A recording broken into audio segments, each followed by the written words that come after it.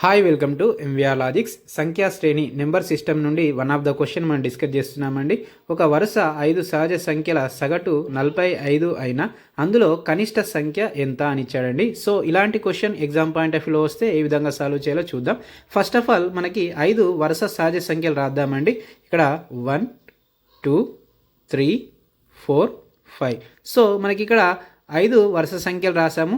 మరి ఇక్కడ యావరేజ్ ఏదవుతుంది అని అంటే ఇందులో మనకి ఇక్కడ 3 అనేది యావరేజ్ అవుతుందండి. అంటే సగటు అనేది ఇక్కడ 3 అవుతుంది.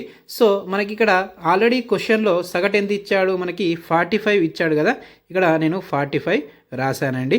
సో ఇందులో మనకి కనిష్ట సంఖ్య అడిగాడండి, స్మాలెస్ట్ నెంబర్ అడిగాడు. కాబట్టి మనకి 45 కంటే ముందర ఉన్నటువంటి నెంబర్ ఏంటి అని అంటే మనకి 44 అవుతుంది. 44 కంటే ముందర ఉన్నటువంటి నెంబర్ ఏంటి అని అంటే మనకి 43. సో స్మాలెస్ట్ నెంబర్ ఏంటి అని అంటే మనకి ఇక్కడ 43 అనేది అవుతుంది.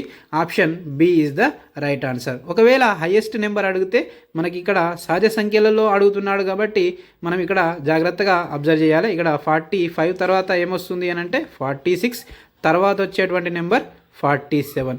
ఇది హైయెస్ట్ నెంబర్ అవుతుందండి. సో మన వీడియోస్ కనుక నచ్చినట్టయితే లైక్, షేర్, సబ్స్క్రైబ్ చేయడం మర్చిపోకండి. ఇలాంటి కంటెంట్ కోసం మన ఛానల్ని ఫాలో అవ్వండి.